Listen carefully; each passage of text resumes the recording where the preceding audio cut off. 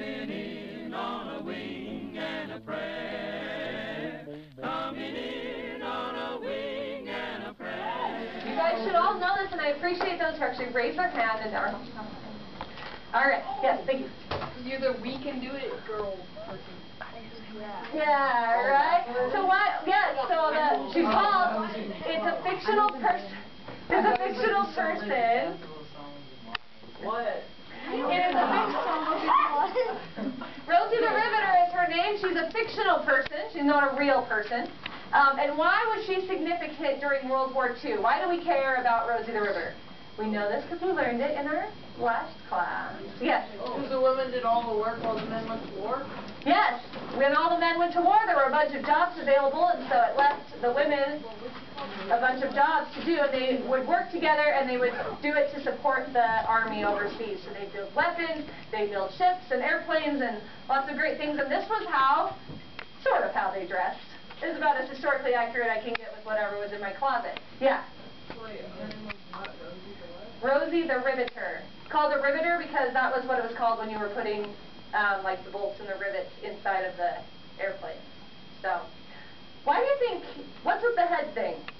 Ladies, are there any of you who know why I might be wearing this? Yes, Bianca? Okay, so I have to wrap my hair at night before I go to sleep, so girls did it back then, the same thing, so they wouldn't get messy or anything, or just pick up any extra liquid or stuff. Okay, do you hear what she said? Part of it, she said she wraps hers up in order to keep it clean and to not get it tangled. That's part of the reason, because when you're working in grimy, dirty conditions, you don't want your hair to get all full of all that stuff. Ugh, gross. Any other reasons why you think my hair might be like this? Yes, Brittany? Yeah, if you're working on machinery and there's all these moving parts moving along, and you've got long hair like I do, if that gets caught in something, yeah, I can see your face. It's like, oh, yeah, you have to hurry and get some scissors or that hair's coming right out, right? Oh, not fun. Yeah. So that's why you would see a lot of them. That's why you see a lot of them, especially the girls with long hair, would have their hair up like this. If they had short hair, not so much because there wasn't as much danger. All right, and then, of course, the work shirt, and as per the fashion that day, the high-waisted pants, of course. So, there you go. That's Rosie the Riveter, the symbol of the women working during World War II, as we learned about. So, way to go. Now, we're going to kind of change gears a little bit. We're going into, you know, we talked about the Japanese internment camps, right? This is a huge part of Utah history because we have those camps, the people who were Japanese who were sent to those camps were sent here in Utah specifically to a camp called Topaz, as a reminder. Now today you guys are we're going to go back in time. We're actually going to look at primary sources and figure out why they put the Japanese into these internment camps. What were some of the many different reasons why that happened? And we're going to do that using primary sources. And oh my gosh, I forgot. What is a primary source? I need your guys' help. Monet. It's like something directly related to like whatever you're talking about. Like directly related, like a journal or like a witness or something. All right. So she gave me some awesome examples. A journal would be an example of a primary source. She said it's directly related to something. Can we get a little more specific on that? Yeah. Someone that's not in first person. It can be in first person. It cannot be in first person. First person means talking like I, me. It can be, but not necessarily. It doesn't have to be. Does anyone have another idea what a primary source is? Yeah. Like it went straight from them to the person. Like there wasn't like it wasn't passed on. Like a story that was passed on. It was like direct. Kind of. So it's something that someone from that actual time period wrote or created. Someone who saw it, someone who lived it. They're giving their own experiences from when they were actually there. Okay? So that's a primary source. A secondary source is like somebody writing about that person, or somebody today who's been studying, if they write a book or they make a movie. Right? So remember we watched that video clip about Pearl Harbor? Was that a primary source or a secondary source? Secondary. Secondary source. How do you know? By raise of hands. How do you know that was a secondary source? Yeah. Yeah, that wasn't real footage. That was somebody acting it out, but they didn't really live it. It was historically accurate. right? That's probably what it would have looked like, but it's not what actually, you're not seeing the raw video of Pearl Harbor being bombed. If it was the raw video, that would be a, everybody together? Primary source, okay? So today we're looking at primary sources, we're going to analyze them, and you guys are going to figure out why the government was putting people in these internment camps. If you wanted to actually watch the news, if you wanted to actually see it, what you would do is you'd go to a movie. And you know how today, how many of you have been to a movie? Okay, yeah. I figured everybody probably has. All right? Never, ever? So when you go to the movie, what do you watch before the movie? Previews, right? Well, in the 1940s, instead of watching previews, there were no previews. Instead, if it was an adult movie or an older person movie, they would actually show newsreels.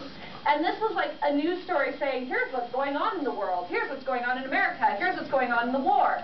And you would watch that, and it was put out by the government, okay? So it wasn't like you have now, or you watch it on like Fox News, ABC, NBC, right? This was, instead, the government was putting these out and saying, here's what our government is doing to help the war effort. You'd watch that, and sometimes, if it was a kid's movie, sometimes it'd be cartoons.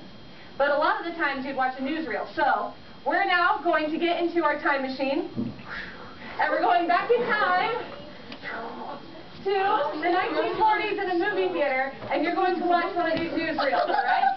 So,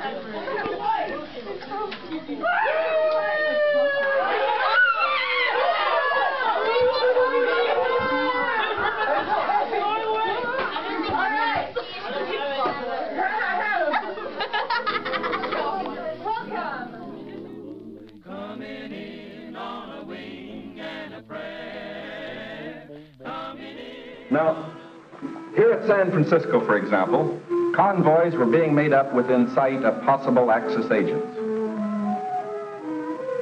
There were more Japanese in Los Angeles than in any other area.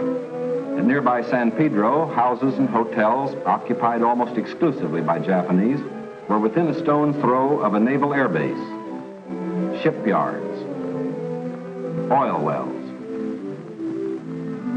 Japanese fishermen had every opportunity to watch the movement of our ships. Japanese farmers were living close to vital aircraft plants. So as a first step, all Japanese were required to move from critical areas such as these. They gathered in their own churches and schools, and the Japanese themselves cheerfully handled the enormous paperwork involved in the migration. Naturally, the newcomers looked about with some curiosity. They were in a new area, on land that was raw, untamed, but full of opportunity. Here they would build schools, educate their children, reclaim the desert. Their own physicians took precautions to guard against epidemics. They opened advanced Americanization classes for college students, who in turn would instruct other groups. For while the Army would guard the outer limits of each area, community life and security within were largely up to the Japanese themselves. They immediately saw the need for developing civic leaders. At weekly community meetings, citations were given to the block leaders who had worked most diligently.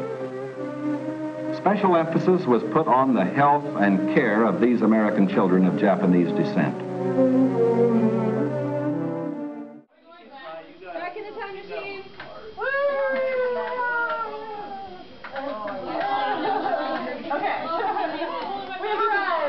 We're back in our classroom. I hope none of you left anything behind, because if you did, you're not getting it back. Except for maybe it might be really old, because it will have come through time. Then you might freak some people out. All right. So, all right, welcome back. So, class. Okay. Okay.